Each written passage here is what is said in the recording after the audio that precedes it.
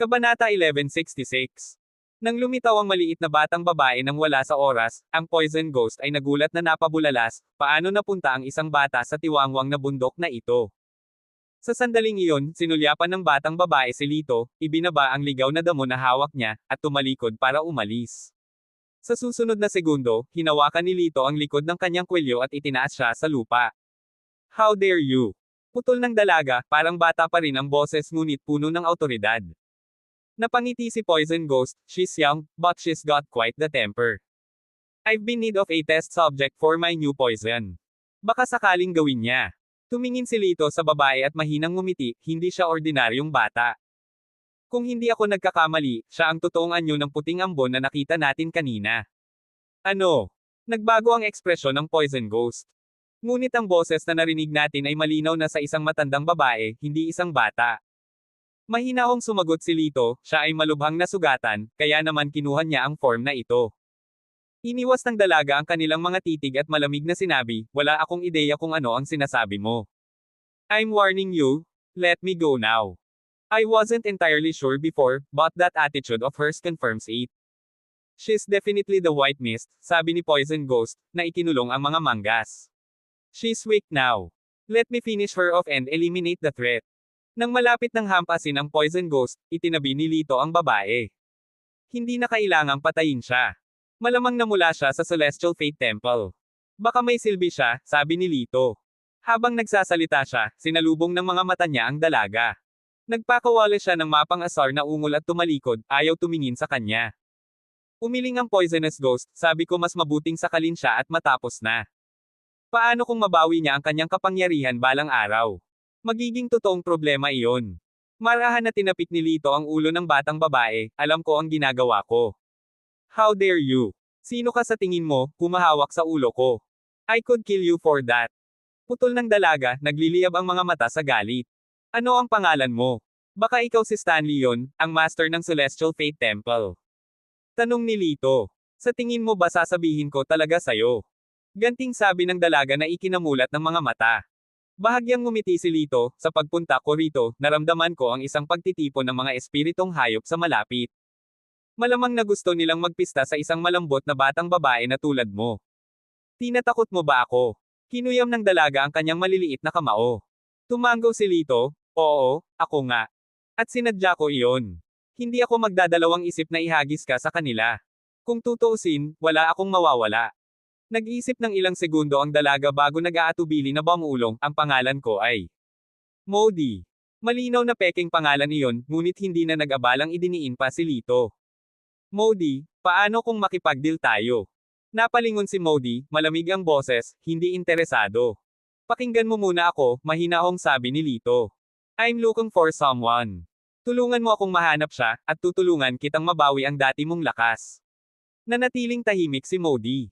Nagpatuloy si Lito, dapat mong matanto na sa kasalukuyan mong mga pinsala, aabutin ng hindi bababa sa kalahating taon para gumaling ng mag-isa. Kaya mo bang maghintay ng ganoon katagal? Nanatiling tahimik si Modi, bahagyang kumikibot ang kanyang mga labi. Tumayo si Lito at sinabi, kung tatanggi ka, aalis ako ngayon din.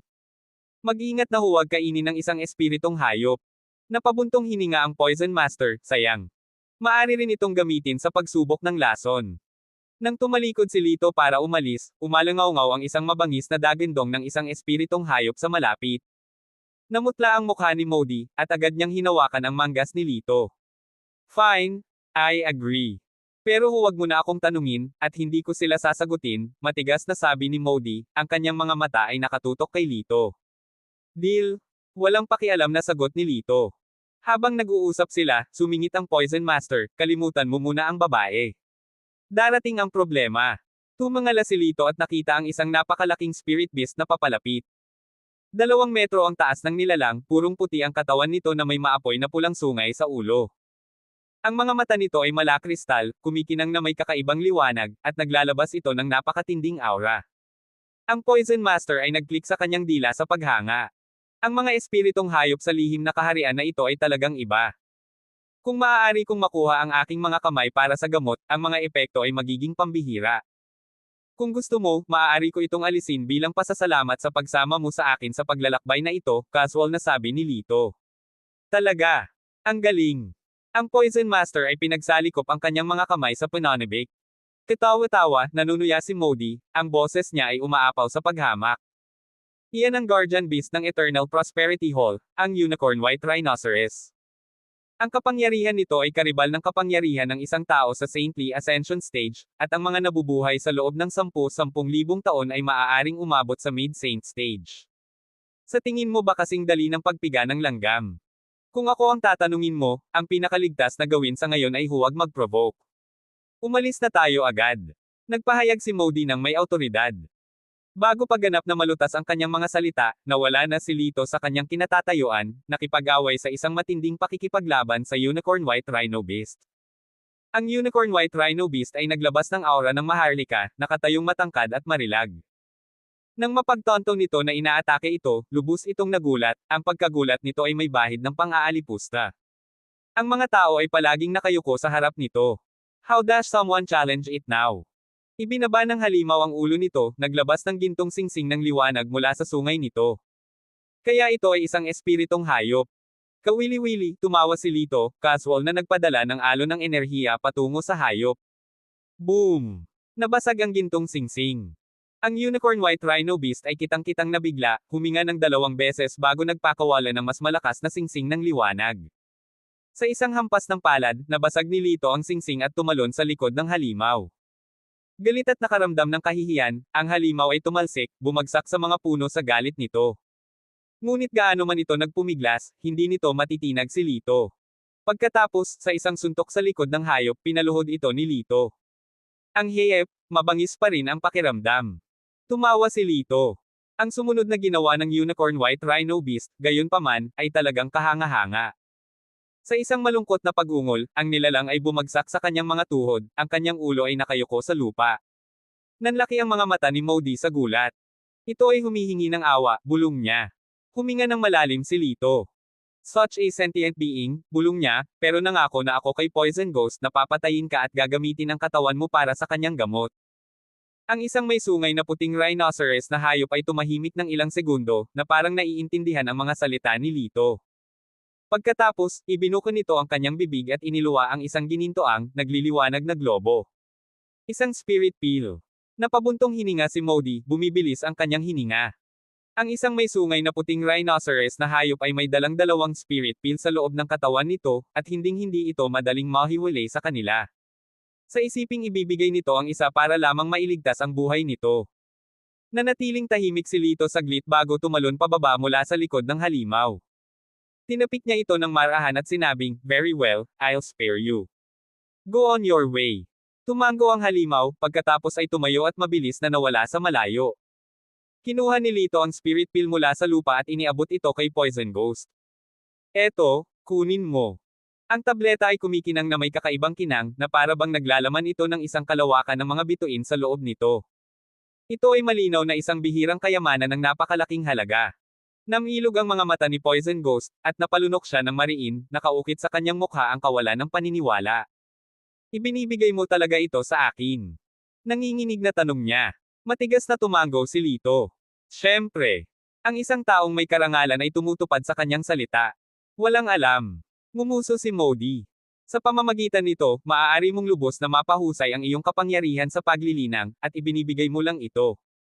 Namumula sa galit ang mukha ni Poison Ghost. You little brat, always stirring up trouble. Bantayan mo ang dila mo, baka gawing gamot na lang kita. Sambit niya. Tumawa si Lito, kung sakaling lokohin niya ako sa hinaharap, personal ko siyang ihahatid sa iyo para sa iyong mga potion. Dahil doon, iniabot niya ang espiritong core ng Unicorn White Rhino kay Poison Master, na itinago ito ng may kontentong ngiti bago tuluyang tumahimik. Hayaan mo muna akong ibalik ka, sabi ni Lito kay Poison Master. Nang malapit na silang umalis, hinawakan ni Modi ang laylayan ng robe ni Lito. Ano ito? Tumingin sa kanya si Lito. Si Modi ay sumimangot, ang kanyang ekspresyon ay mayabang. You're supposed to carry me, of course. Do you expect me to walk? Hindi nakaimik si Lito. Pakiramdam niya ay nakapulot siya ng kaunting tyrant. Napabuntong hininga, yumuko siya at sinalo siya sa kanyang mga bisig, at silang tatlo ay sabay na umalis. Nang bumalik sila sa labas ng Ging City sa Cultivation World, ang Poison Master ay agad na nawala sa kanyang tolde dala ang dalawang recipe ng lason na ibinigay sa kanya ni Lito, ganap na nasisipsip sa kanyang pananaliksik at hindi napapansin ng lahat. Samantala, si Lito, karge-karge pa rin si Modi, ay naghanda na magtungo sa North Star Palace upang bisitahin muna ang kanyang ina. Sino ang hinahanap mo? Magsalita ka. Ayokong mag-aksaya ng oras, hiling ni Modi, ang kanyang mga kamay ay nakapulupot sa kanyang likuran, ang kanyang tono ay nangingibabaw. Gayunpaman, ang kanyang maliit, 3 o 4 na taong gulang na hitsura ay ginawang katawa-tawa ang buong eksena. Pinipigilan ni Lito ang pagtawa at sumagot, siya ay isang babae. Ang alam ko lang ay dinala siya sa mundo ng paglilinang ng isang matandang lalaki. Nag-isip sandali si Modi. Any distinguishing features about this old man? Walang kapansin-pansin sa hitsura, ngunit siya ay hindi kapani-pani walang makapangyarihan.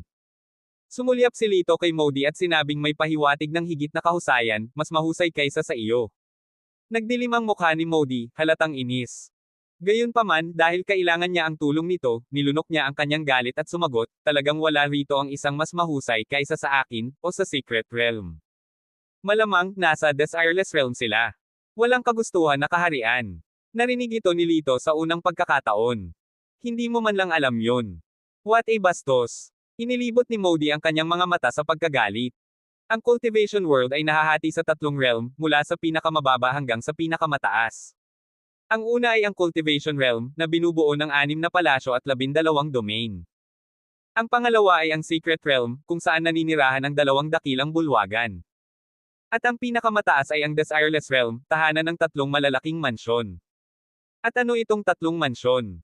Napukaw ang pagkamausisa ni Lito. Ang Huating Mansion, ang Yuz Mansion, at ang Dongxian Mansion, maluwag na paliwanag ni Modi. Ang 3 mansyon na ito ay umiral ng mahigit 100,000 taon. Para sa mga ordinaryong tao, para silang mga Diyos. Bihira nilang isali ang kanilang mga sarili sa makamundong mga gawain, dahil ang tanging layunin nila ay makamit ang kawalang kamatayan at paglaya. Gayunpaman, kung may mangyayaring tunay na makabuluhan, makikialam sila. Kadalasan, isang pitik lang ng kanilang daliri ay sapat na upang takutin ang lahat, kabilang ang 6 na palasyo at ang 2 bulwagan. Pagkatapos ng kanyang paliwanag, dagdag pa ni Modi na nakapout, ang dami kong nasabi, at hindi man lang ako nakakainom ng tubig. Maaari kang mauho. Nagulat si Lito. Inaamin ko na gumamit ako ng ilang puwersa sa hampas ng palad na iyon, ngunit hindi ka dapat nasaktan ng ganito. Dahil sa iyo. Kung wala ako sa gitna ng paglilinang ng isang pambihirang pamamaraan at sa aking pinakamahina, sa tingin mo ba ay maaari mo akong saktan? Modi was fuming, muttering to herself, it's all my fault for underestimate you. Now it's too late to regret. I'm stuck wasting time with anbastos like you in this godforsaken place. Nang matapos siyang magsalita ay isang malakas na ungol ang umalangaw-ngaw mula sa kanyang tiyan. Si Modi ay lubos na namangha. Ano bang nangyayari sa akin? Umiling si Lito na may nakakaalam ng ngiti. Gutom ka lang. Oras na para kumain. Ninatngat ni Modi ang kanyang mga ngipin, malinaw na nasugatan ang kanyang pagmamataas. Hindi ako kumakain sa loob ng halos 3,000 taon. Hindi ko akalain na aabot ako sa ganito. Naputol ang boses niya habang tinitingnan niya si Lito ng isang titig na maaaring nakakamatay. Tumaas ang isang kilay ni Lito, hindi na bigla. Anong tinitingin-tingin mo? Kung hindi ka magbabago ng ugali mo, magugutom ka. Hindi kita dadalhin kahit saan para kumain. Si Modi ay nanatiling tahimik, matigas ang ulo na itinalikod ang kanyang ulo. Ilang oras pa silang nagpatuloy sa kanilang paglalakbay hanggang sa wakas ay hindi na nakayanan ni Modi. Samahan mo ako na kumain, hiling niya. Tumawa si Lito. With that attitude. Not a chance. Pinigilan ni Modi ang pagnanasang sakalin siya at sa halip ay pinilit ang isang matamis na ngiti. Pakiusap kuya ihatid mo na ako para kumain. Nakikiusap ako.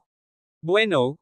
Dahil ang aking mahal na nakababatang kapatid na babae ay napakakaibig-ibig, sa palagay ko ay dadalhin kita upang kumain ng masarap, sabi ni Lito na may ngiti, na inabot upang tapikin ang ulo ni Modi. Nanigas si Modi, kumikibot ang mga labi sa iritasyon, ngunit tiniis niya ang panunokso nito para sa pagkain.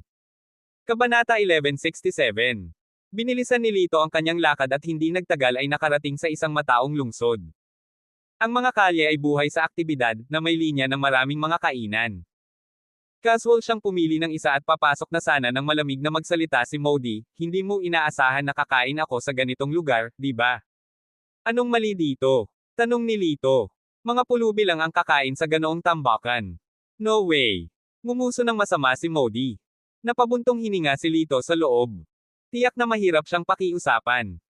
Ilang restaurant pa ang sinubukan nila bago tuluyang tumango si Modi bilang pagsang-ayon sa isang marangyang establishment.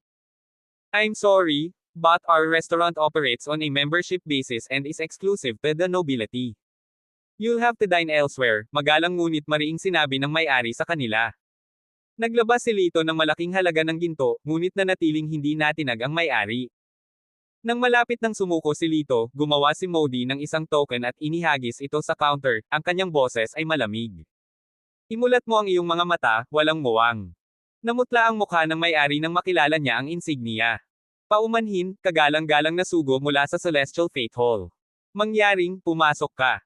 Nagulat si Lito na sumulyap kay Madi, na inilibot ang kanyang mga mata. Walang silbi, bulong niya. Ha? Tumawa si Lito, inalis ang kanyang komento nang pumasok siya sa restaurant. Ang restaurant ay sumasaklaw sa 3 palapag, ang ground floor ay makikita ang pangunahing dining hall, ang ikalawang palapag ay nag-aalok ng mga pribadong silid, at ang ikatlong palapag ay ipinagmamalaki ang mas mararangyang pribadong suite. Dalhin mo ako sa iyong pinakamagandang pribadong silid, utos ni Modi ng may autoridad. Kumunot ang noo ng may-ari ng restaurant ngunit walang sinabi, tumango lang at sumenyas, this way, please. Dinala sila sa isang pribadong silid na pinalamutian ng marangal sa ikatlong palapag. Nang makaupo na, nagsalita si Modi sa mahinahon ngunit malamig na tono, ihain ang pinakamasarap na pagkain mo. Kung hindi ko gusto, puputulin ko ang kamay mo. Rest assured, madam. We are the finest restaurant in Golden Lion City. You will more than satisfied, sagot ng may-ari na may pilit ng ngiti. Pagkalabas ng silid, mabilis na tinawag ng may-ari ang isa sa kanyang mga tauhan. Puntahan mo kaagad ang Palace Master. May dumating mula sa Celestial Fate Hall. Yes, sir. Agad na sagot ng staff at nagmamadaling umalis. Ang Golden Lion City ay ang domain ng Dustless Palace, at ang may-ari ng restaurant ay may mabuting pakikitungo kay Wendelo, ang Palace Master. Dahil alam na nagsanay si Wendelo sa ilalim ng Celestial Fate Hall, natural na naramdaman ng may-ari na kailangang ipaalam sa kanya. Nang matanggap ang balita, nagmamadaling pumunta si Wendelo sa restaurant, puno ng mga tanong ang kanyang isip. Bakit may isang tao mula sa Celestial Fate Hall na pumunta sa Golden Lion City nang hindi nagpapaalam sa kanya? Pagkatapos ng lahat, si Stanley yun, ang master ng Celestial Fate Hall, ay ang kanyang iginagalang na tagapagturo. Pagdating niya sa restaurant ay agad siyang inihatid ng may-ari sa private room. Nang bumukas ang pinto, nagdilim ang ekspresyon ni Wendelo nang makita ang mga nakatira. Sa loob, si Modi ay lumalamon ng pagkain sa sarap, na nakakonsumo na ng sapat para sa 3 tao, habang si Lito ay humigop ng tsaa ng mahinahon. Nakatayo sa pintuan si Wendelo, nakasuot ng malinis na puting damit, ang kanyang mahabang puting buhok ay nagdaragdag sa kanyang dramatikong hitsura. Bakas pa rin sa mukha niya ang mga pasa dahil sa pambubugbog sa kanya ni Lito sa harap ng North Star Palace. Sa sandaling magtagpo ang kanilang mga mata, parang naglipad ang mga sparks, isang malinaw na tanda ng matinding puot. Palace Master, anong problema?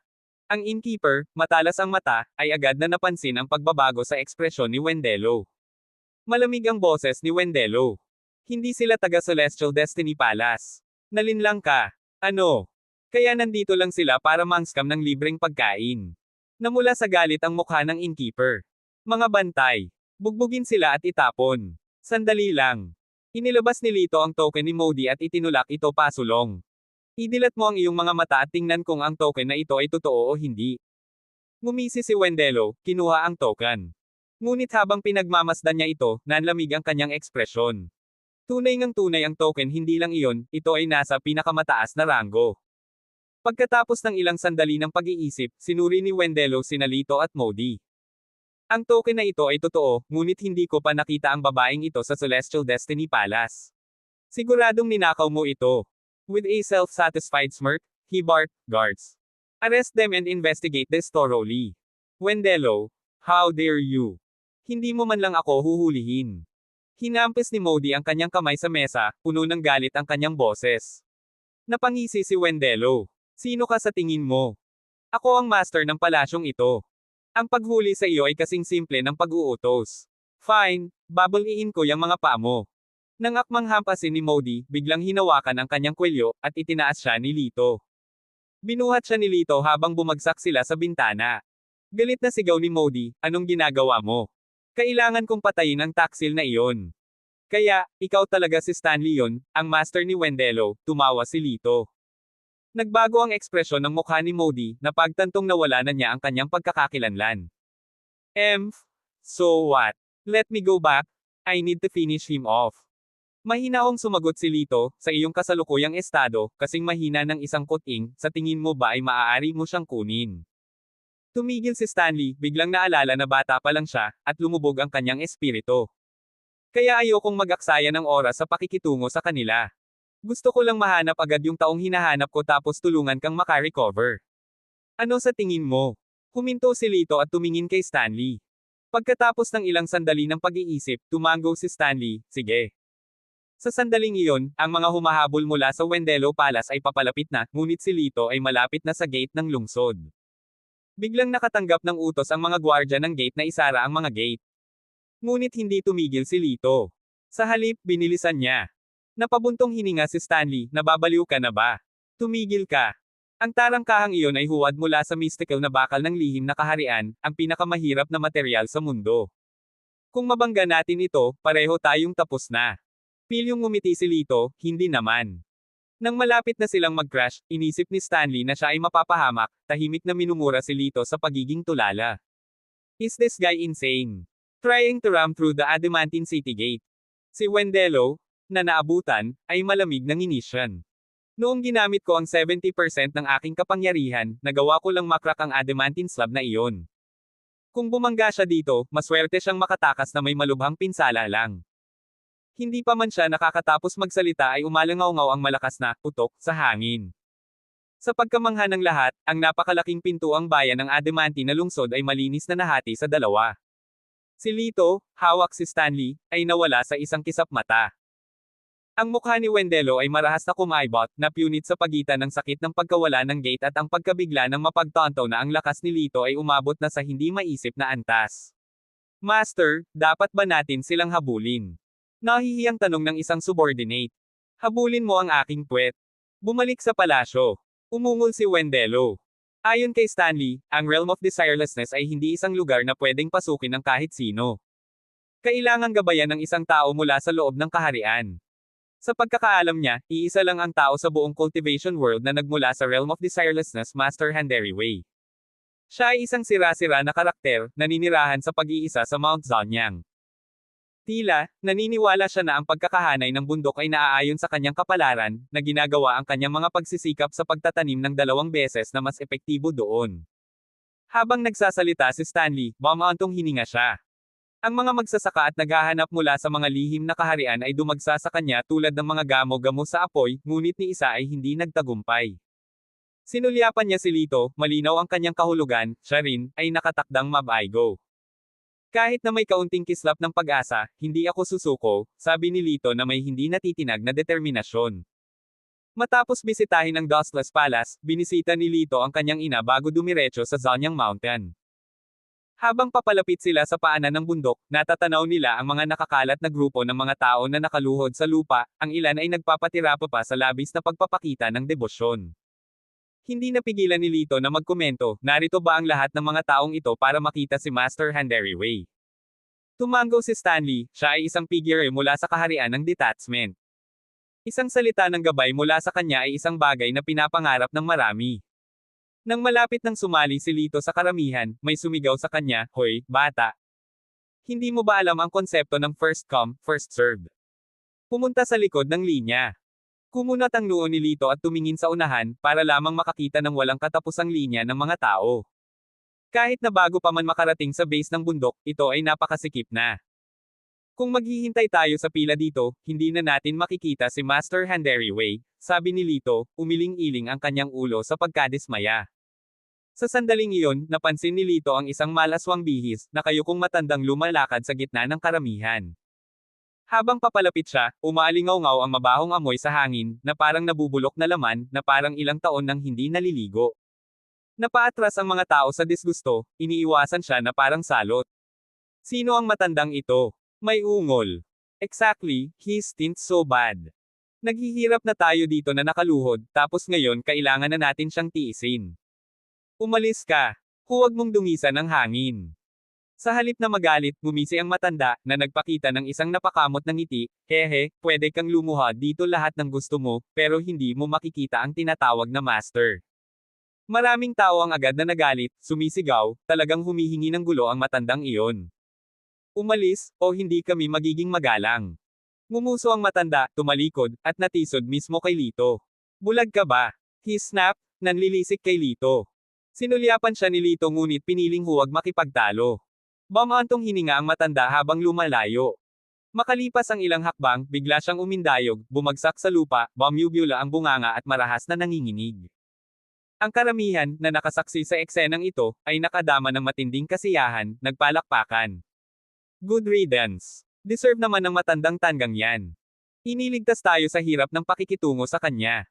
Makalipas ang 1 minuto, namula ang mukha ng matanda, at tumahimik ang kanyang katawan. Si Lito, na sa una ay naiinis sa lalaki, ay hindi napigil ang humakbang pasulong. Yumuko siya sa tabi ng matanda at tiningnan ang pulso nito. Si Stanley, na nakatayo sa malapit, ay malamig na nagsabi, kanina lang bastos siya sa iyo, at gusto mo pa rin siyang iligtas. Mahinahong sumagot si Lito, itinuro sa akin ng aking amo ang gamot para sa layunin ng pagliligtas ng mga buhay. Ha! Anong dumudugo ang puso, nginisya ni Stanley, puno ng pang-aalipusta ang kanyang mukha. Matapos maramdaman ang pulso ng matanda, natukoy ni Lito na nakainom siya ng lason. Inilabas niya ang kanyang mga pilak na karayom at sinimulan ang proseso ng pag-detox sa kanya. Makalipas ang 1 oras, unti-unting namulat ang matanda. Tumingin siya kay Lito at mahinang nagtanong, nailigtas mo ba ako?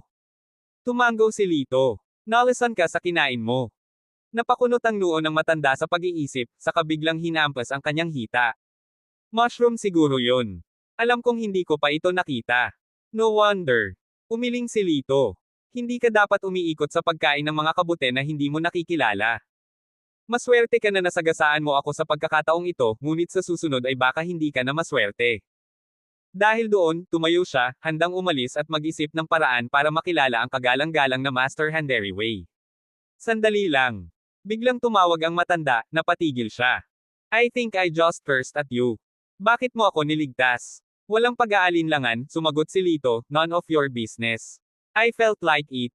Napabuntong hininga ang matanda, nanlalaki ang mga mata habang nakatitig kay Lito.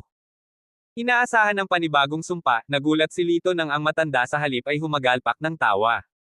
Well said. Gusto ko ang prangka mo. Anak, para ipakita ang pasasalamat ko, bibili ako ng maiinom. Nakangiting sabi ng matanda. Tumingin si Lito sa Zonyang Mountain at umiling. Wala akong oras. Humalaklak ang matanda. Sa kasabihan, mas mabuti na nasa tamang lugar sa tamang oras kaysa nagmamadali. Halika uminom ka sa akin. Baka may hindi inaasahang pangyayari. Naramdaman ni Lito na may higit pa sa mga salita ng matanda, kahit na hindi niya lubos maisip kung ano. Gayunpaman, naisip niya, hindi pa rin siya gaanong umuunlad dito. Baka makatulong sa pag-alis ng isipan niya ang inumin. Sige, tere na. Dahil doon, binuhat niya ang nalilitong Stanley at sinundan ang matanda. Kabanata 1168. Sinundan ni Lito ang matanda sa isang kubo na pawid. Pumasok ang matanda at lumabas na may dalang lang. Umupo siya sa lupa at tinapik ang lugar sa tabi niya, sinabing, bata, maupo ka. Walang pakialam si Lito at umupo sa tabi niya. Si Stanley, na halatang galit, ay lumayo at tumalikod kay Lito. Anak mo ba yan? Tanong ng matanda na nakaturo kay Stanley. Tumawa si Lito, oo. Lalo nitong ikinagalit ni Stanley. Pinandilatan niya si Lito at napabulalas, hindi niya ako anak. Siya ang aking hamak na lingkod. Gayunpaman, siya ay mukhang hindi hihigit sa 3 taong gulang, na may maputi na balat, mabilog na pisngi, at kumikinang na malalaking mata. Kahit na ang kanyang mga salita ay malupit, siya ay lumitaw na mas kaibig-ibig kaysa sa pananakot. Tumawa ang matanda, ang iyong anak na babae ay medyo kaakit-akit. Pinigilan ni Lito ang isang ngiti, binobola mo siya. Sumuko si Stanley at tumalikod, gumuhit ng mga bilog sa lupa na parang sinusumpa sila. Ang matanda, na tila wala sa oras, ay gumawa ng 2 maliit na tasa ng alak. Nilagyan niya ng alak ang isa at iniabot kay Lito. Nang malapit ng kunin ni Lito ang tasa, nakaramdam siya ng matinding lakas. Nagpadala ito ng panginginig sa kanyang buong katawan, at tumingin siya sa matanda ng may pagtataka. Ngumiti sa kanya ang matanda na may kinang sa kanyang mga mata. Si Lito ay parehong nagulat at naghinala. Hindi niya ito napansin noon, ngunit ang mahinhin na matandang ito ay talagang isang dalubhasa sa walang katulad na kasanayan. Ang kanyang lakas ay kapantay ng elder na nag-alis kay Ning ilang taon na ang nakararaan. Gayunpaman, si Lito ay hindi na siya ang dating lalaki 7 taon na ang nakararaan. Sa pag-iisip na ito, huminga siya ng malalim, mabilis na inipon ang kanyang atensyon, at naghanda upang kontrahin ang mabigat na enerhiya ng matanda. Pagkaraan ng ilang sandali, napansin ni Stanley na ang dalawang lalaking nasa likuran niya ay nakakunot noo. Lumingon siya upang makita silang hawak ang kanilang mga tasa ng alak, nakakulong sa isang tahimik, matinding titig. Ha? Anong ginagawa ninyong dalawa? Nagtatakang tanong niya. Pagkatapos nilang pagmasdan ng ilang sandali, lumakad siya at inabot para hawakan si Lito. Hoy! Sa sandaling makipag-ugnayan ang kanyang kamay sa kanya, isang napakalaking puwersa ang bumalot sa kanya, nagbabantang mapunit ang kanyang maliit na katawan.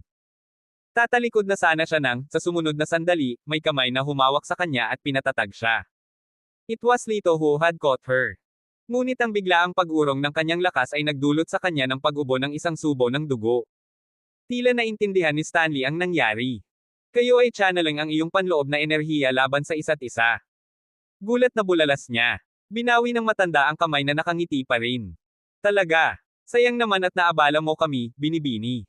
Ang pakikialam mo ay naging dahilan ng pananakot ng binata mula sa sarili niyang lakas. Tumingin si Stanley kay Lito na may bakas ng pagkakasala.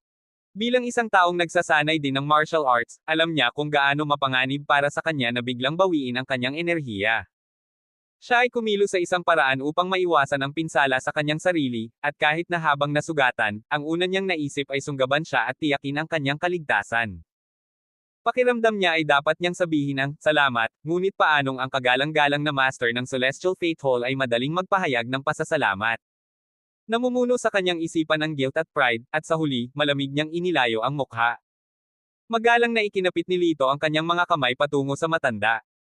Grabe ang lakas mo, sir. I admit na talo ako. Huwag mong sabihin iyan, sagot ng matanda na may mas magiliw na ekspresyon. Kung hindi dahil sa gulo nitong binibini, mahirap sabihin kung sino ang mananalo. At saka, mas matanda ako sa iyo at mas matagal na akong naglilinang. Kung ikukumpara, mas malakas ka kaysa sa akin. Kasabay nito, inabot niya ang isang tasa ng alak kay Lito. Pakiusap. Ang impresyon ni Lito sa matanda ay lalong naging pabor, at walang pag-aalinlangan, naubos niya ang alak sa isang lagok. Habang umaagos ang likido sa kanyang lalamunan, isang kakaibang init ang kumalat sa kanyang katawan, na nagpapakalma sa kanyang mga laman loob.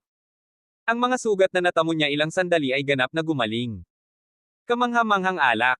Bulalas ni Lito sa paghanga. Humalaklak ang matanda. You've got a good eye, kid.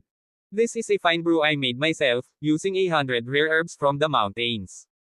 It's been aging for over a century. Itong maliit na tasa lang ay nagkakahalaga ng 1 taon ng hard cultivation para sa mga nakaluhod sa paanan ng bundok. Nagbuhos siya ng isa pang tasa at ibinigay kay Lito. Pero gusto kita. Sige, uminom ka. Hindi nagatubili si Lito at ininom ito muli. Mataman siyang tiningnan ng matanda. Anong dahilan ng pagpunta mo dito? Naparito ako upang makilala si Master Handeri Wei. Kailangan kong maabot ang Realm of Desirelessness, matapat na sagot ni Lito. Ang matanda ay tumawa ng mahina, the Realm of Desirelessness isn't as idyllic as you imagine. Ang mga tao doon ay hindi tunay na malaya sa mga pagnanasa. Ngumiti si Lito bilang tugon, hindi ako pupunta doon para sa anumang bagay. Naghahanap ako ng isang tao na dinala roon ilang taon na ang nakakaraan. Galing ako sa mundong mortal para hanapin siya. Mula sa mortal na mundo. Ang matanda ay tumingin kay Lito na may pagtataka. Kung gayon dapat ikaw ang unang taong nakilala ko na may karapatang pumasok sa Realm of Desirelessness mula sa mortal na mundo. Nakuha ni Lito ang implikasyon sa kanyang mga salita at hindi makapaniwalang tumingin sa matanda. Paano mo malalaman na may karapatan ako? Baka ikaw ay, well. Dahan-daang tumayo ang matanda, tinatanggal ang damo sa kanyang likuran. Kapag sumikat ang araw bukas ng umaga, tumungo sa Zanyang Mountain. Magiging malinaw ang lahat. Naguguluhan pa rin, pinagmamasdan ni Lito ang matanda habang papasok sa kanyang kubo na pawid, tamad na bumubulong, maaari ka nang umalis. Huwag mong abalahin ang aking pahinga. Hindi na nagpatuloy si Lito at nagpasyang umalis. Bamulong si Stanley, sinabi ko sa iyo na huwag mag-aksaya ng oras sa pagliligtas sa matandang iyon. Tumingin si Lito sa kubo, malalim ang iniisip. Sa tingin ko may higit pa sa kanya kaysa sa nakikita ng mata. Isang mabahong matandang lasenggo. Bumantong hininga si Stanley. Kinaumagahan, dumating sina Lito at Stanley sa paanan ng Zonyang Mountain nang magsimulang sumikat ang araw. Laking gulat nila, ang isang pulutong ng mga tao ay nakaluhod na doon sa bukang liwayway. Habang papalapit si Lito sa bundok, pinandilatan siya ng mga tao. Hoy, bata! First come, first served. Walang pakialam na tumugon si Lito, sino ang gumawa ng panuntunang iyon. Kami.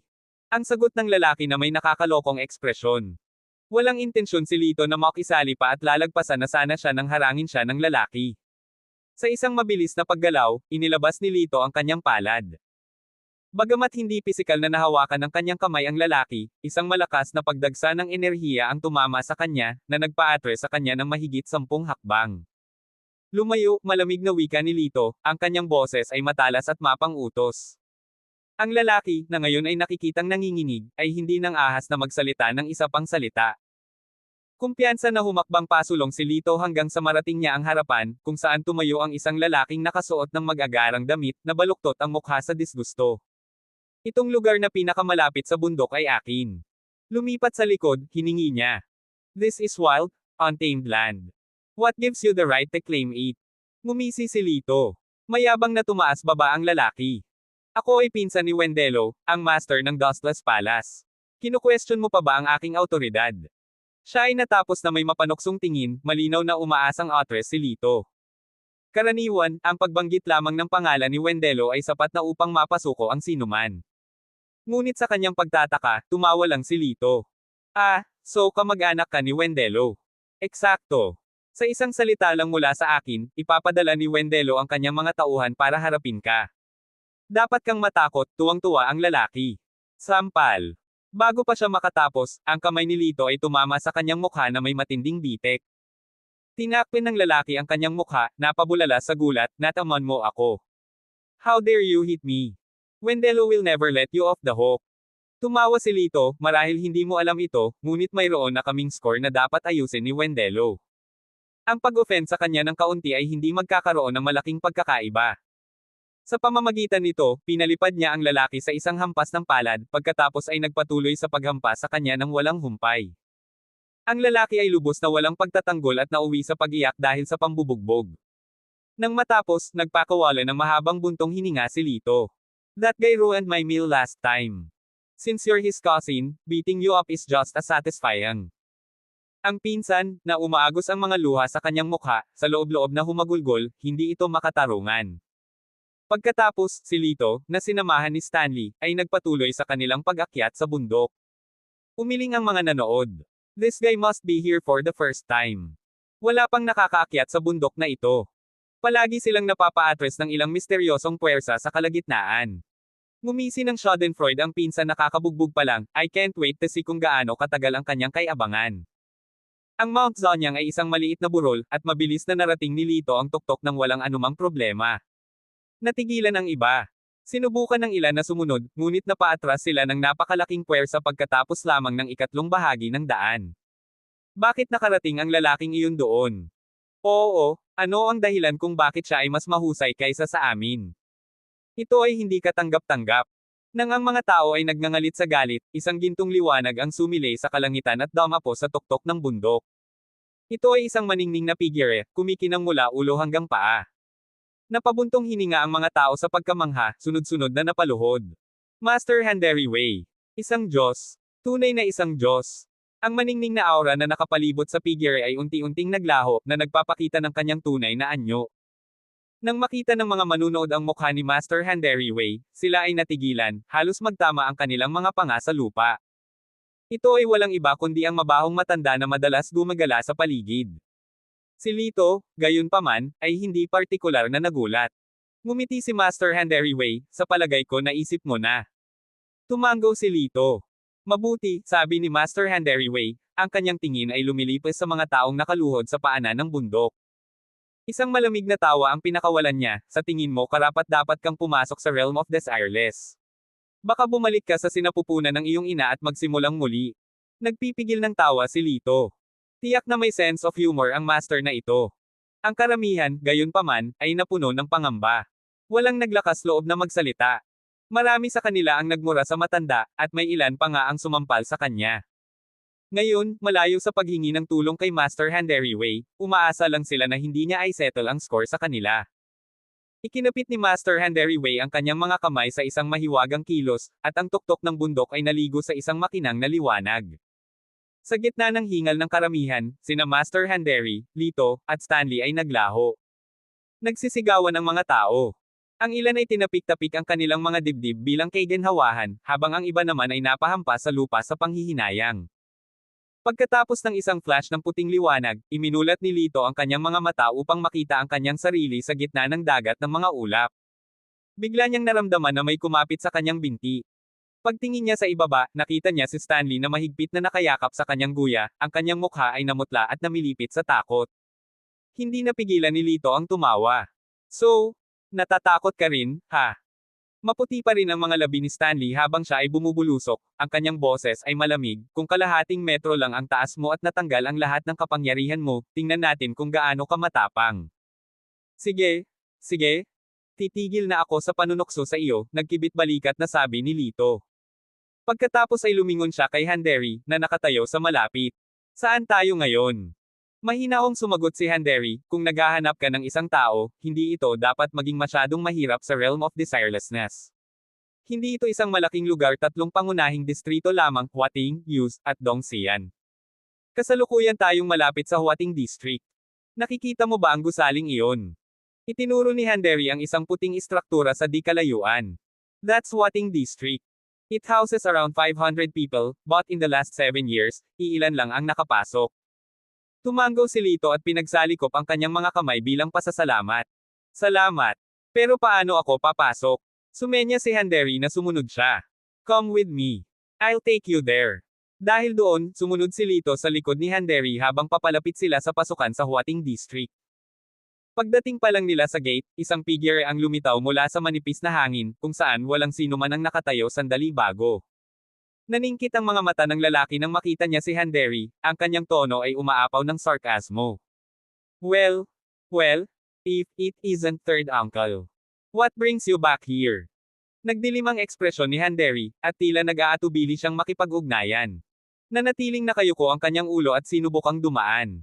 Ngunit humakbang ang lalaki sa kanyang harapan, nakaharang sa kanyang dinadaanan.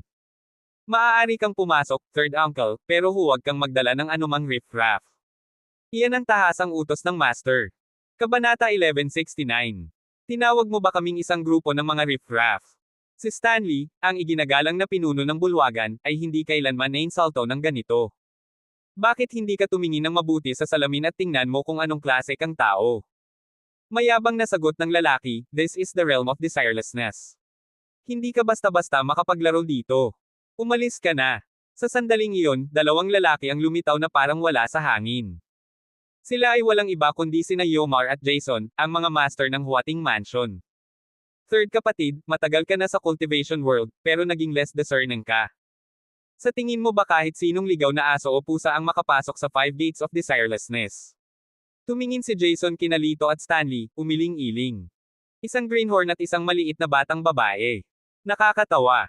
Ngumuso si Handary, alam kong minamaliit mo ang mga nasa ilalim ng realm of desirelessness, pero huwag kang masyadong maangas. Para sa akin, hayaan mo silang mag-asikaso ng isang bagay at pagkatapos ay umalis. How dare you? Do you think Huating Mansion is a place where anyone can just waltz in? Malamig na nagsalita si Yomar.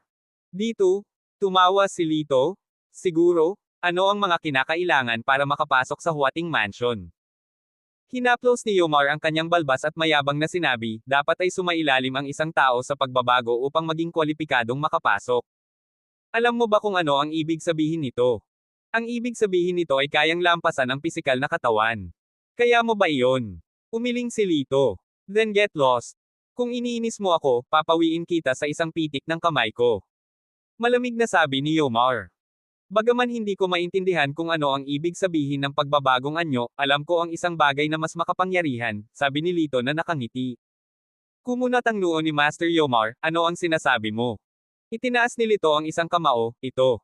Ang kamao ay ang tunay na katotohanan. Nagulat si Master Yomar, pagkatapos ay tumawa. Matagal siyang tumawa bago tuluyang huminto, libu-libong taon na ang nakalipas mula nang tumawa ako ng ganito kalakas. Anak, ang ganda niyan. Ngumisi si Master Jason, iniisip na hamanin kami gamit ang iyong mga kamao. Napakapangahas. Lito, huwag kang padalos-dalos. Hayaan mong kausapin ko silang muli, humakbang si Master Handeri para makialam. Bahagyang ngumiti si Lito, salamat sa pagdala sa akin dito. Ako na ang bahala sa iba. Si Master Handeri, na nag-aalala na baka mahirapan si Lito, ay bumulong, ang dalawang mayabang na taong ito ay mas malakas kaysa sa akin. Huwag kumilos ng walang ingat. Hahaha, tama siya, binata. Siguro maganda ang ginawa mo sa mundo ng paglilinang, ngunit ito ang realm of desirelessness. Wala ka man lang dito sa ibaba, panunuyan ni Master Yomar, tatalikod na sana at aalis nang tumawag si Lito, teka. Kung matatalo kita, may ipapangako ka ba sa akin? Sa mga salitang ito, huminto si Master Yomar, nagulat na nakatingin kay Lito, hindi ka nagbibiro, di ba? Nanatiling tahimik si Lito. Pumalakpak si Master Yomar, sige, kung matatalo mo talaga ako, papayag ako sa kahilingan mo. Tanong ni Lito, hindi mo ba itatanong kung ano iyon? Ngumisi si Master Yomar, kung kaya mo akong talunin, sasang-ayon ako sa anumang bagay, kahit na ang ibig sabihin nito ay ibigay ang aking ulo. Lito, huwag kang pabigla-bigla. Nagbabala si Stanley. Sige. Mapagpasyahang tumango si Lito. Tinampol ni Stanley ang kanyang noo sa kawalan ng pag-asa, napabulalas, nasisiraan ka na ng bait. Malalim na bumantong hininga si Master Handeri, may mga pakulo pa rin ang matandang Yomar. Lito, nasa matinding panganib ka. Iguhit mo ang iyong sandata, minisyon ni Master Yomar, isang whisk ang lumitaw sa kanyang kamay. Sa isang casual na kisap mata, isang kalapit na burol ang sumabog sa mga durog na bato. Wala ako kahit isa, mahinahong sagot ni Lito. Lito, kunin mo ito, alok ni Master Handeri, na iniabot sa kanya ang isang mahabang espada. Ibinibigay mo sa isang tagalabas ang espadang ipinasa sa iyo ng ating master. Nagdilim ang mukha ni Master Yomar sa galit. Magiliw na ngumiti si Master Handeri, alam kong lagi na lang akong naiinis kayo ni Second Brother dahil dito. Ngunit hindi ka talaga nakinig sa mga turo ng ating master. Sinabi niya na lahat ng nilalang ay pantay-pantay, ang pakikiramay ay susi, at ang material na pag-aari ay hindi gaanong mahalaga kung ihahambing sa kadalisayan ng puso ng isang tao. Minsan sinabi ng ating master na ang Silver Moon Sword ay isang talim ng maharlika, na gagamitin lamang ng mga may dalisay na karakter. Si Lito ay mabait, matapang, at ang kanyang katapangan ay kahanga-hanga. Siya ay karapat-dapat sa espadang ito, dagdag ni Master Handeri, habang nakatingin kay Lito ng may kasiyahan. Lalong umasim ang ekspresyon ni Master Yomar, ipinapahiwatig mo ba na hindi ako karapat-dapat sa espadang ito? Bagaman ang iyong mga kakayahan ay higit sa akin, ang iyong pagiging mapagkompetensya at makikitid na pag-iisip ay palaging ang iyong pagbagsak. Noong hindi ka binigyan ng ating master ng Silver Moon Sword, ito ay isang sandali para sa pagmumuni-muni, pagtatapos ni Master Handeri, ang kanyang tono ay matatag ngunit mahabagin. Pero medyo malinaw. Umiling si Master Handeri, may bahid ng pagkabigo ang boses. Wala kang intensyon na pag-isipan ang iyong mga aksyon. Sa tingin ko, ikaw ang kailangang magmuni-muni, basta-basta ibinibigay ang mga kayamanan ng ating huwating manor sa mga tagalabas. Itinutok ni Master Yomar ang kanyang espada kay Lito, isang malamig na ngiti ang naglalaro sa kanyang mga labi. Kung ganoon, kung papatayin ko siya, magiging akin ang Silver Moon Sword niya. Don't you dare regret it. Napanganga si Lito sa mahabang espada sa kanyang kamay. Ang talim ay payat at eleganteng, ang disenyo nito ay simpleng ngunit pino. Ang hilt ay intricately na inukit, at ang gilid, bagaman matalim, exuded isang banayad na aura, shimmering na may dalisay, liwanag ng buwan tulad ng ningning. Habang hawak niya ito, nakaramdam siya ng kakaibang koneksyon, isang init at enerhiya na tila damaloy sa talam. Ito ay talagang isang kahangahangang espada, bulong ni Lito, ang kanyang mga daliri ay marahang sinusubaybayan ang talam. Karamihan sa mga maalamat na espada na nakatagpo ko ay nagdadala ng hangin ng pagdanak ng dugo at karahasan, ngunit ang isang ito ay napakadalisay at matahimik sa pakiramdam. Tumango si Master Handeri, puno ng paghanga ang kanyang mga mata. Good. Alam kong hindi ako nagkamali sayo. Bagay na bagay sayo ang aura nitong espada. Ngunit, guro. Nag-alinlangan si Lito, ang espadang ito ay ipinasa mula sa iyong master. Hindi ba nararapat na kunin ko ito? Ikinaway ni Master Handeri ang kanyang kamay. Kung narito ang aking amo, mas magiging masaya pa siya kaysa sa akin na makitang mahanap ka ng espadang ito ang nararapat na may-ari nito. Kung ganoon, Mahigpit na hinawakan ni Lito ang espada, bahagyang yumuko, at sinabing may pasasalamat, salamat, guro. Pahahalagahan ko ang Silver Moon Sword na ito ng buong puso. Huwag kang masyadong maangas. Maya-maya, magiging akin na ang espadang nasa kamay mo. Ang boses ni Master Yomar ay may bahid ng madilim at nakakatakot na tono. Tumaas ang isang kilay ni Lito, ang kanyang ekspresyon ay kalmado ngunit mapaghamon. Masyadong masikip ang lugar na ito. Dalhin natin ito sa kawalan. Nang hindi naghihintay ng tugon, ang dalawang lalaki ay nagbagong anyo sa mga bahid ng liwanag, bumaril sa malawak na kawalan ng espasyo. Hindi nag-aksaya ng oras si Master Yomar. Sa isang mabilis na galaw ng kanyang horsetail whisk, nagpakawala siya ng tidal wave ng enerhiya, na bumagsak patungo kay Lito sa lakas ng gumuguhong bundok. Si Lito, hindi nabigla, ay bumuo ng isang solong kamay na selyo. Isang kumikislap, maputlang gininto ang hadlang ang lumitaw sa paligid niya, na sinasagot ang bigat ng pag-atake ni Yomar. Hindi napigilan, pinatindi ni Yomar ang kanyang pag-atake, na naghahatid ng higit na kapangyarihan sa kanyang susunod na welga. Sa pagkakataong ito, hindi nakaiwas si Lito. Hinawakan ng mahigpit ang kanyang Silver Moon Sword, iniwagayway niya ito ng may matinding determinasyon. Mula sa dulo ng talim, ang nagniningning na puting mga singsing ng enerhiya ay sumabog, na nabangga sa puwersa ni Yomar. Ang epekto ay nagpadala ng mga shockwaves na umaagos sa walang laman, na naging sanhi ng panginginig ng mismong tela ng espasyo. Bumalik sa Earth, sa bansang Lux, gabi noon.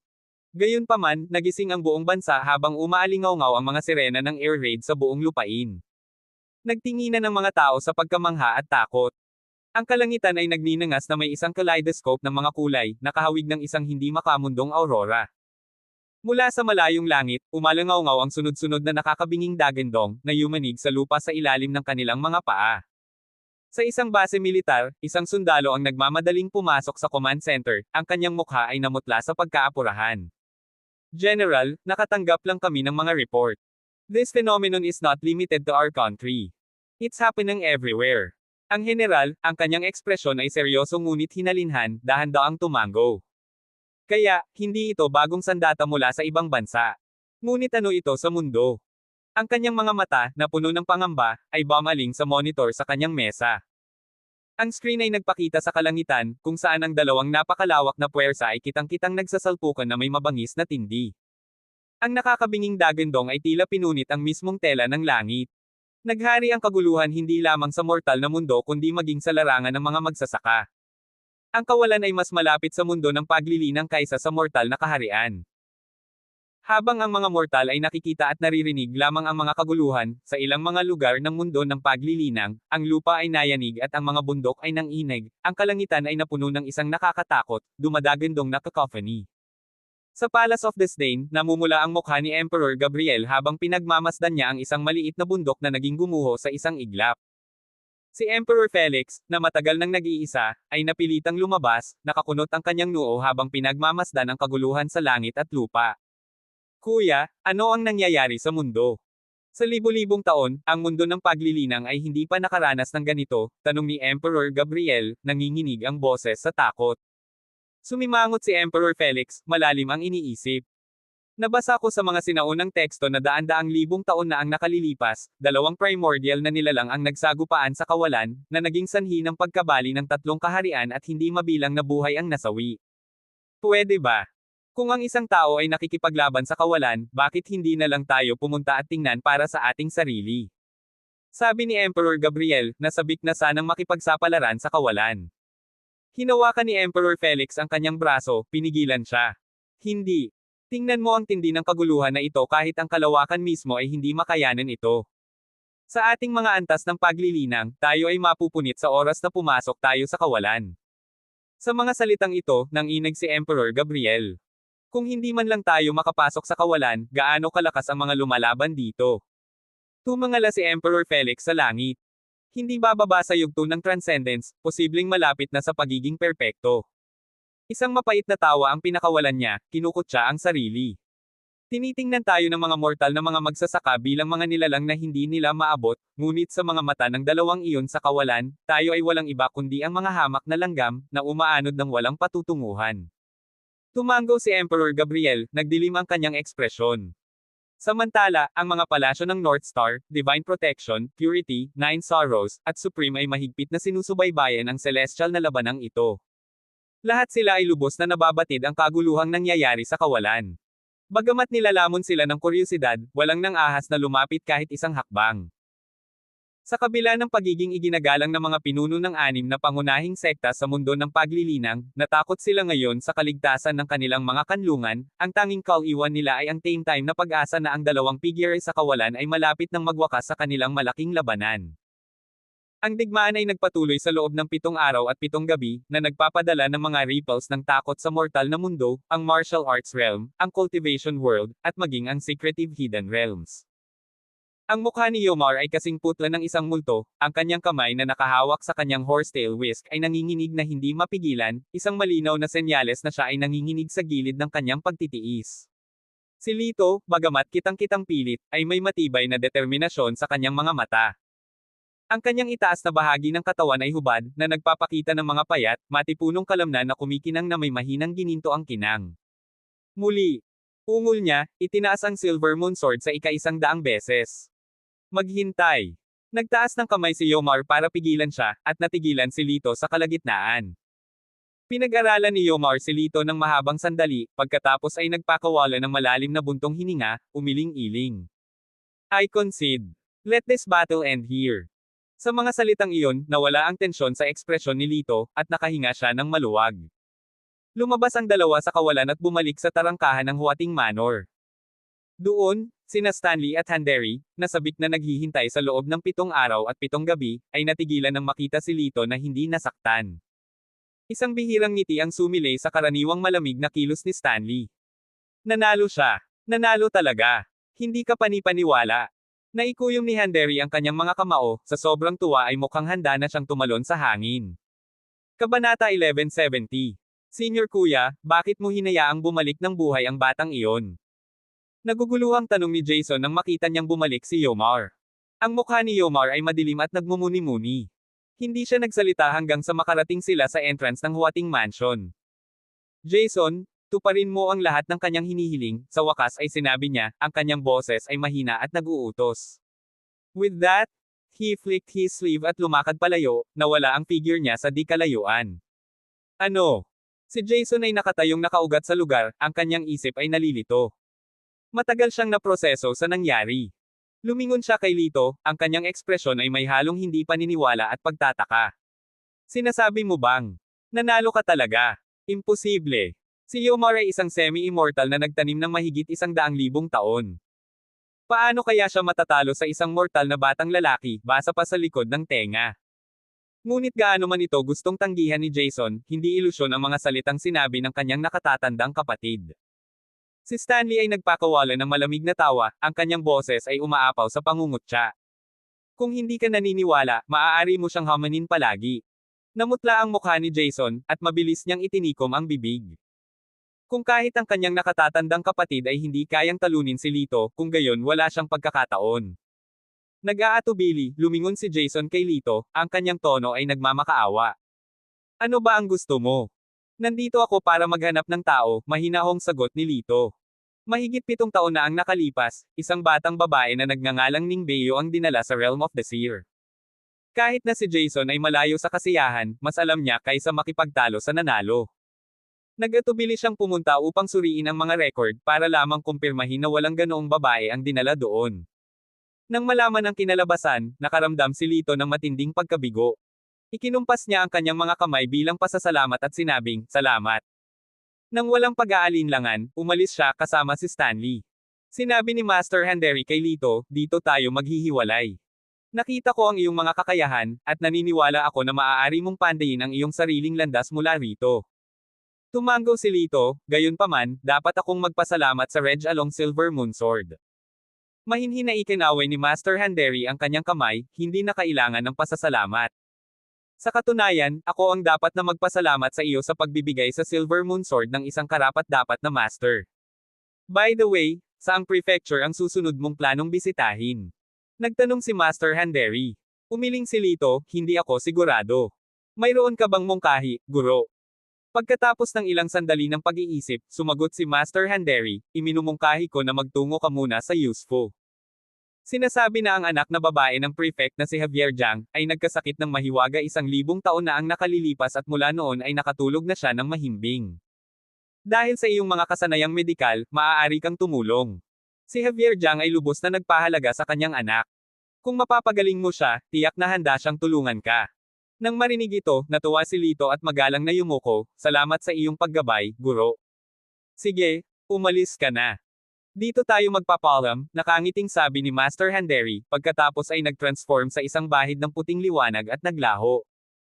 Kasunod nito, sina Lito at Stanley ay nagtungo sa Yusufo, walang kamalay-malay na ang tatlong kaharian ay nagkakagulo na dahil sa kamakailang Void War.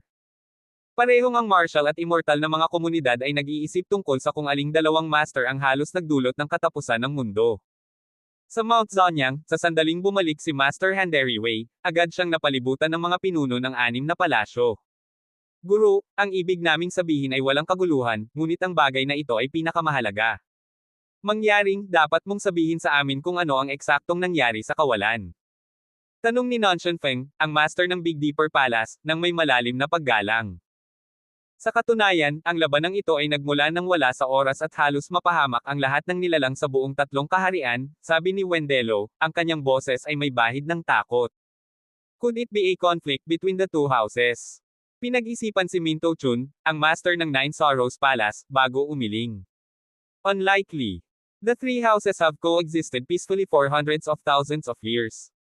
Why would conflict erupt now? Guru, dapat mong sabihin sa amin kung ano ang nangyayari. Kung may pagbabago sa tatlong kaharian, kami sa mga palasyo ay kailangang maghanda ng maaga, tanong ni George na may seryosong ekspresyon. Hindi ito malaking bagay, tumawa si Master Handeri, hinahaplos ang kanyang balbas. Ito ay isang labanan lamang sa pagitan ng isang tao at ng master ng Huating House. Isang lalaki. Sigurado, siya ay dapat na mula sa realm of desirelessness. May naramdamang kakaiba si Felix D. Si Chester Wang, ENA Negation Section, Negation A Feminine Ordinal Indicator ng Master ng Supreme Palace, ay nanunuya, imposible. Kahit sa realm of desirelessness, ang mga makakatalo kay Master Yomar ay kakaunti at malayo pa, lalo pa sa ibang mga kaharian. Eksakto, ito ay dapat na isang master mula sa realm of desirelessness, walang iba, pagtibay ni Wendelo. Ha, tama siya, tumawa si Master Handeri Wei, at ang sumunod niyang sinabi ay nagpagulat sa lahat.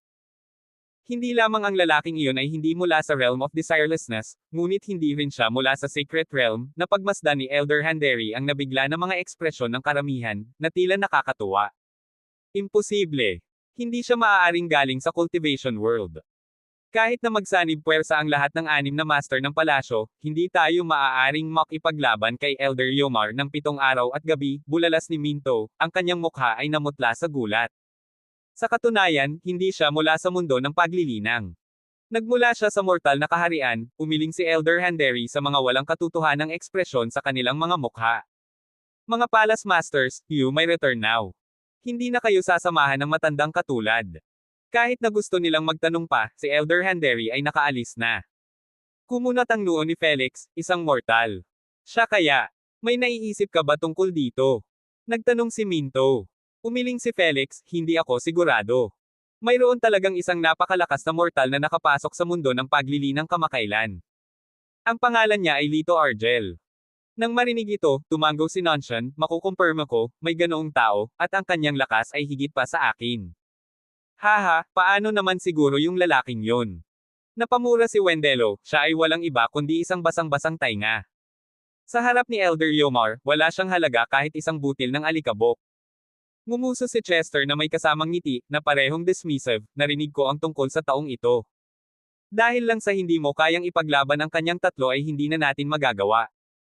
Kung sakaling makilala ko siya, sisiguraduhin kong magkakaroon ako ng maayos na tunggalian, upang maibalik ang kaunting karangalan sa ating cultivation world. Nang marinig ito, hindi nasiyahan si Wendelo, sinasabi mo bang sinisiraan ko ang cultivation world? Isn't it obvious? Losing to a mere brat, it's downright laughable. Si Chester, na puno ng kumpiyansa, ay hinampas ang kanyang dibdib at nagpahayag, markahan ang aking mga salita, tatalunan ko ang mayabang na brat na iyon at ilalagay siya sa kanyang lugar. Sumingit si Nanshan Feng, pero paano ang master mula sa Void Battle? Sumagot si Chester, karaniwang hindi tayo maaabala sa atin ng ganitong master. Ngunit kung lilito siya, dapat natin siyang pretuhin ng may lubos na paggalang. Tumango naman ang 5 pa bilang pagsang-ayon. Sa kaharian, sa wakas ay nakarating sina Lito at Stanley sa Jade Mansion. Ako ay nagugutom. Si Stanley ay bumubulong nito sa buong paglalakbay. Nakaramdam ng inis si Lito, na para bang pinalaki niya ang isang anak na babae. Inalo niya ito, pag nakapasok na tayo sa Jade Mansion, dapat may pagkain. Habang papalapit sila sa Grand Gate ng Jade Mansion, sinalubong sila ng isang makapigil hiningang palasyo na inukit mula sa puti at emerald jade. Tumigil kayo. Sinong pupuntahan nyo dito? Pinigilan sila ng isang gwardya. Sumagot ng totoo si Lito, nabalitaan ko na ang anak ni Master Jiang ay dumaranas ng kakaibang karamdaman. Nandito ako para gamutin siya. Sinuri ng gwardya si Lito mula ulo hanggang paa at sinabing, maghintay ka rito. Dahil doon, nag-transform siya sa isang bahid ng puting liwanag at naglaho. Pagkaraan ng ilang sandali, muling lumitaw ang gwardya at sinabing, sumunod ka sa akin. Nagpalitan ng tingin sina Lito at Stanley at sinundan ng gwardya sa Jade Mansion. Ang Jade Mansion ang pinakamayaman sa 3 kilalang mansyon, ang loob nito ay pinalamutian ng walang katulad na karangyan. Kahit na ang mga sahig ay ginawa mula sa pinakintab na puting jade. Sinundan ni Lito ang gwardya sa isang engranding bulwagan, kung saan sinabi ng gwardya, maghintay ka rito. Tumango si Lito, at umalis ang bantay. Pagkaraan ng ilang sandali, pumasok sa silid ang isang medyo may edad na lalaki at isang matandang Ginoo. Ang nasa katanghaliang gulang na lalaki ay may marangal na hitsura. Ang kanyang pag-uugali ay nagpapakita ng kanyang edad, ngunit ang kanyang balat ay maputi at nagliliwanag, at ang kanyang tindig ay tuwid. Ito ay walang iba kundi si Javier Jiang, ang master ng Jade Mansion. Kasama niya ang isang matandang lalaki, ang kanyang matagal ng katiwala at isang kilalang manggagamot na nagngangalang Dave, na madalas ay magalang na tinatawag bilang Elder Dave. Nang makita sina Lito at Stanley, parehong nagsalubong ang mga kilay. Tumingin si Javier sa paligid at nagtanong, kayong dalawa lang. Tumango si Lito. Si Javier, na may tonong hindi makapaniwala, ay nagtanong, so, ikaw ang nag-aangkin na kayang gumaling ng sakit ng aking anak. Muling tumango si Lito, oo. Patawarin mo ang pagiging prangka ko. Umiling si Javier, tinitigan si Lito na may pag-aalinlangan, ngunit parang napakabata mo.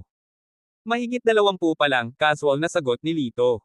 Sa sandaling lumabas ang mga salita sa kanyang bibig, isang matinding sakit ang bumalot sa kanyang braso si Stanley ay kinukurot ang kanyang laman. Namula ang mukha ni Lito sa galit habang siya ay sumimangot, anong ginagawa mo? Ano ka ba? Pinaikit ni Stanley ang kanyang mga mata sa galit. Kailangan mong gawing mas matanda ang iyong sarili upang maging kapani-paniwala. May punto ang binibini, umiling si Javier, puno ng pagkabigo ang kanyang ekspresyon. Sa edad mo, kahit gaano ka kahusay sa medisina, gaano ka ba talaga kagaling? Umalis ka na lang, huwag mo akong sayangin. Gayunpaman, dahan-dahan at sadyang nagsalita si Lito, ang aking kadalubhasaan sa medisina ay nakabatay sa kasanayan, hindi edad. Pinaninindigan ko ang aking mga salita, sa loob ng 3 larangang ito, kung kahit ako ay hindi magagamot sa sakit ng iyong anak, walang sino man ang makakayanan kahit ang matandang Ginoo sa tabi mo. Ang kanyang mga salita, bagamat hindi nagmamadali, ay nagdala ng hindi maikakaila na bigat, na naging sanhi ng paghinto ni Javier sa kanyang paglalakad. Naintriga, tumingin si Javier kay Lito at nagtanong, paano mo nalaman na siya ay isang manggagamot? Bahagyang ngumiti si Lito. Simple lang. Tingnan mo ang mga kalyo sa kanyang kanang hinlalaki, hintuturo, at gitnang mga daliri. Ang mga ito ay nagpapahiwatig na siya ay nagpractice ng acupuncture sa loob ng maraming taon. At ang bango ng mga halamang gamot na namamalagi sa kanya kung hindi ako nagkakamali, nagtitimpla ka lang ng gamot para sa migraines. Nagsalita siya sa isang hininga, iniwan si Javier na pansamantalang nakatulala. Maaari lamang bumaling si Javier kay Elder Dave para sa kumpirmasyon. Noong una, itinuring ni Elder Dave si Lito ng may paghamak, at itinuring siyang magulo lamang. Ngunit habang nakikinig siya sa mga salita ni Lito, unti-unting nagbago ang kanyang ekspresyon. Sa wakas, tumango siya at sinabing, tama ka. May kakayahan ka nga. Gayunpaman. Tumawa si Elder Dave, sa pag-aakalang ako ay isang manggagamot batay sa mga kalyo at natukoy ang sakit na ginagamot ko mula sa halimuyak ng mga halamang gamot, iyan ay isang bagay na magagawa ng sino mang may katamtamang kasanayang manggagamot. Ito ay hindi partikular na kahanga-hanga. Maliban na lang kung may sasabihin ka na talagang nakakagulat sa akin, kailangan mo pa ring umalis. Nabaling ang tingin ni Elder Dave kay Lito. Sige, meron pa, sagot ni Lito. Pumikit siya, huminga ng malalim na parabang ninanamnam ang hangin, saka muling idinilat na may bahagyang ngiti. Ang iyong race Eta nagdagdag ka ng napakaraming halamang gamot.